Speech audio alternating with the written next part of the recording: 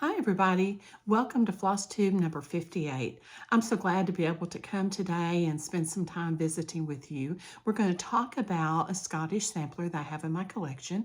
It's actually going to be a Nashville release this year, and I'm super excited to share it with you. I'm not going to show you the model yet. I'm putting the very last stitches in today, and hopefully it will be off to the framer tomorrow. So once I get it back, I'll have a video where I share my Nashville releases, but that will come later next month. But today, let's look at the original antique and talk about it a little bit. I'm sorry that I have skipped a few weeks. January has been one of those months. We had major snowstorm, especially for Arkansas. If we get more than a dusting, it kind of shuts everything down because we're just not equipped to handle snow here. But we got 8 inches here in Arkansas. It was absolutely beautiful. We had so much fun running to the window. Of course, it starts usually at night. So I'm turning all the lights on outside so I can watch the big old snowflakes coming down. It was lots of fun, but we were snowed in. We had snow on the ground for nearly a week. It was beautiful. It was a great excuse to just stay in and stitch. But I had not COVID, not the flu. My doctor said it was just a nasty head cold. I had 2 trips to the doctor to get medicine to kind of get it cleared up. So I went several weeks where I could not talk without coughing. Thank heavens, this week is the first week in January that I've been able to carry on a conversation without scaring everybody around me. So I'm excited to come back and visit with you guys, and let's just get on with our sampler, Margaret Scoular. Now, I probably butchered her last name. I really am not for certain. I've got to work on figuring out exactly how you pronounce her last name. But anyway, let me show you the antique and then we'll talk about it a little bit. This is a Scottish sampler, and those of you that like to stitch Scottish samplers in particular will probably see things that you recognize from Scottish samplers. The first thing I will say, this was stitched on Penelope canvas, probably about a 10 count. So the reproduction that I'm working on is smaller than what you see here. It's still a very nice size, and it's fun to kind of reproduce those at times. It makes it a little easier to see all the stitches. This original was stitched in wool, which would have been pretty typical for a Scottish sampler. I've chosen to just use an over dye, and but I'm happy with how the colors and everything turned out. Now, if you'll notice across the top of her sampler, she's got lots and lots and lots of initials. She starts out with just the alphabet across the very top, and she ends it with X. I guess Y and Z, she ran out of room and just didn't worry about it. That would have stressed me because I'm a little OCD, and I would have been like, I have to squeeze Y and Z in here somewhere. But she didn't. She didn't worry about it. Then on that second row, you see lots and lots of initials. And pretty much, with the exception of a couple of spots, every pair or 2 initials is done in a different color. So like she alternates the colors that she uses. The only exception would be there's several initials right here that are done in this darker color. Same thing for here. And we'll talk about that color in just a minute. There's also a section, and it's really hard to see, but kind of this off-white color, there's several in a row there. But for the most part, there's 2 initials, and they're all done in different colors. And then she just has very simple bands that are separating those. That's very common in Scottish samplers. You'll see they included like all their family initials, and it wasn't just the immediate family. They probably had cousins, distant cousins, cousins of cousins listed, as many initials as she had on here. They just included everybody. Then, as I'm reproducing this, something else jumped out at me. I want you to look at this bottom row. Once again, we have the initials, but do you see anything else in that row? I'm gonna give you just a second before I point it out. If you will look right here, pardon me, I'm trying to balance it and talk. It says life is short. And I did not notice that at the very beginning when I first got the sampler until much later. And as I'm reproducing it, I'm still thinking there's just initials, because you see 2 colors, 2 colors, 2 colors. Same thing for this, 2 colors. But when you look at the word, she has included life is short. And I thought that was so cool that it's kind of a hidden verse. Then if we go down and look at this verse, this is what drew me to this sampler. I absolutely loved that verse. It says, may we all be one family in heaven. And I just think that's such a precious saying, that, you know, we're all going to be together. Let's all be one family. And so the verse is what really caught my eye on this particular sampler. And I've shared with you guys before, sometimes it's the colors in a sampler, sometimes it's the border, or it could be the motifs, but lots of times the verse is what really draws me in, and that's certainly what happened with this one. Although I will say, I love all the colors in this sampler. In the house, I love to stitch a house, so that was kind of fun. And if you'll notice, at the top we have all these initials. Then on this bottom section, look at all the motifs that she has included. She's got berry baskets, flowers, hearts, lots and lots of birds. She loved birds, I guess. And then the 2 trees, which are kind of unique. And then there's this huge house in the middle. But I want us to talk about that house just a second. I'm sorry, it's jiggling around. The house is not filled in. If you'll notice, it's just outlined. The roof is filled in. It's got this really neat trim around the windows and the door.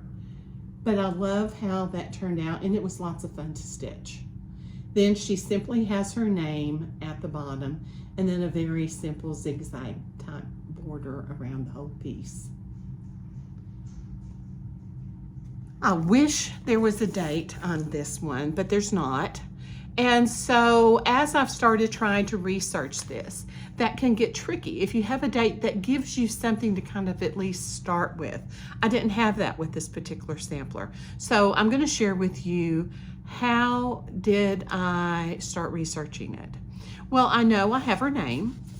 I know this is a Scottish sampler. Now, does that mean that someone couldn't have immigrated to America that was Scottish and stitched it? No, they could have. But more than likely, for this time period, it was someone in Scotland that actually stitched this. So in my search engine, I put in her name, Margaret Scoular, and then I put Scotland, just is a random, you know, I know that's where it probably came from. And so a couple of things popped up.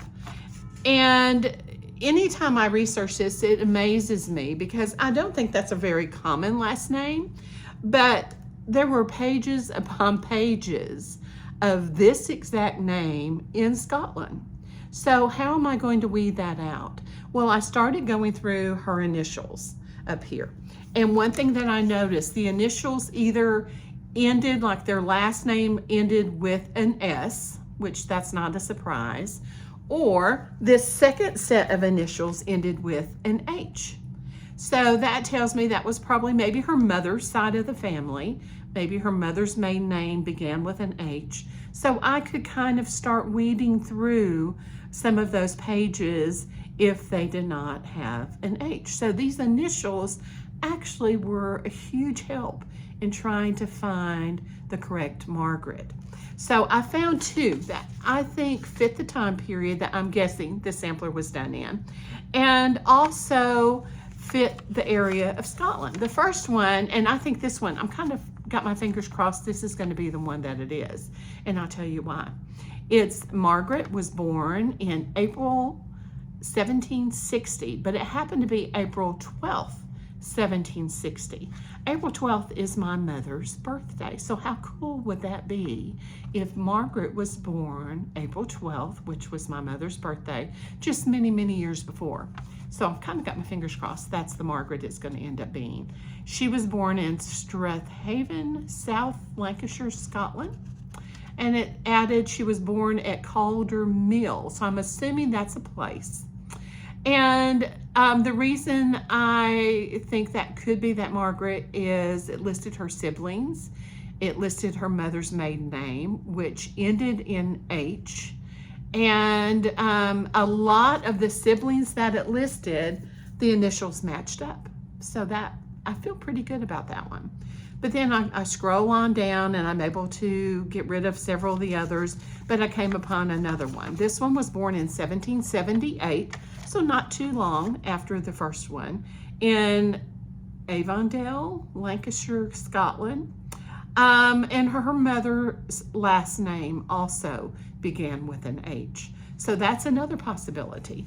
And the thing I noticed about the locations, even if it's a different Margaret, they're probably related because it's in kind of that same area. So I'm anxious to find out. I've got to do some more digging.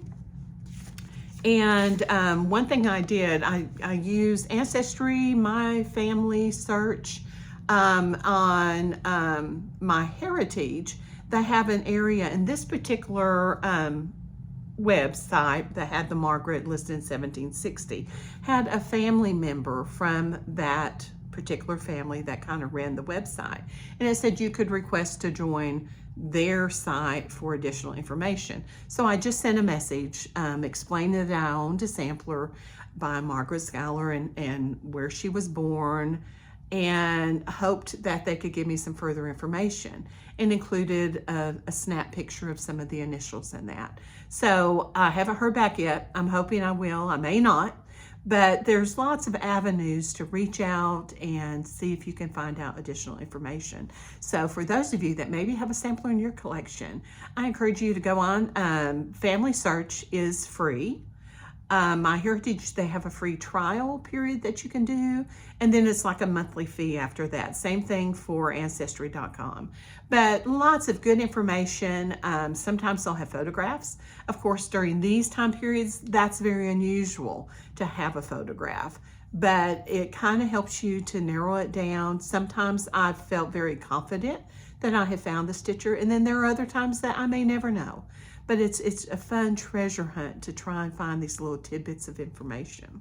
So I'll keep you guys posted. I'm hoping by market to have a little bit more information about her. Some of the other characteristics, let's look at this a little bit more too, that make me realize it's a Scottish sampler. What colors? There are 3 dominant colors in this sampler. There are lots of other colors, but there's 3 that you see a lot, and that would be red.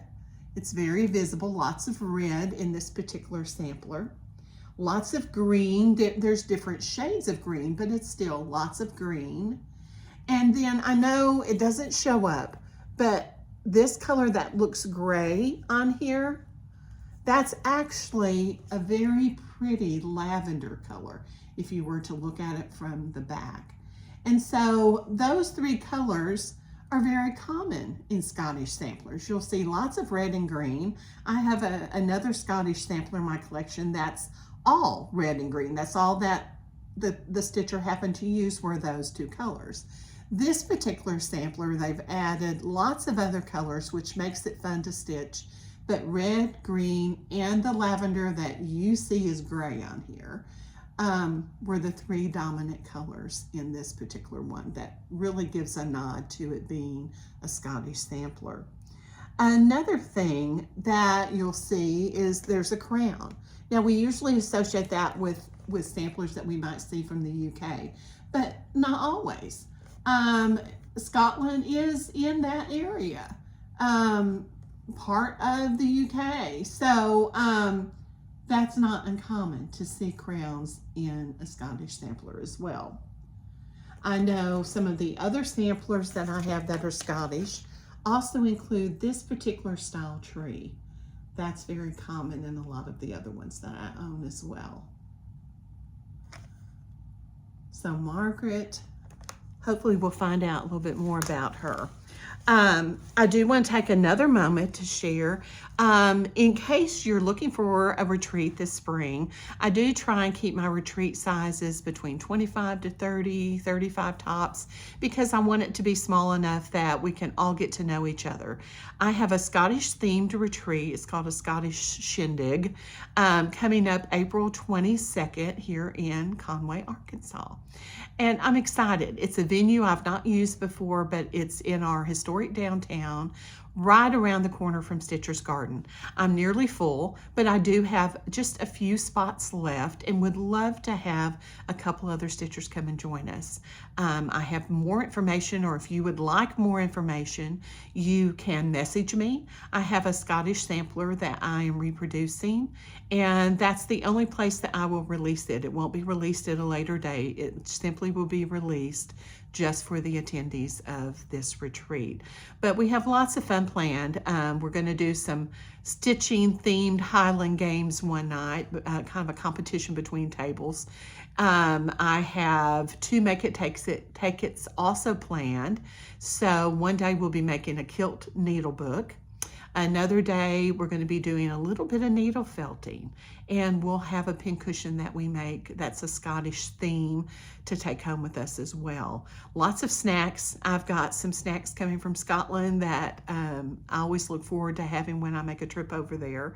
And just a good time with other stitchers that share our love of stitching, and the samplers in particular. So just let me know if you have any questions, you would like more information. We'd love to have you join us. We've got a great group of ladies signed up so far, and I'm just looking forward to spending time with everybody coming in April.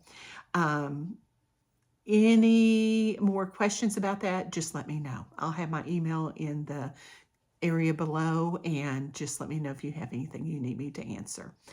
Next week, I'm going to come to you with a little handkerchief sampler that I purchased at a little antique shop a year ago.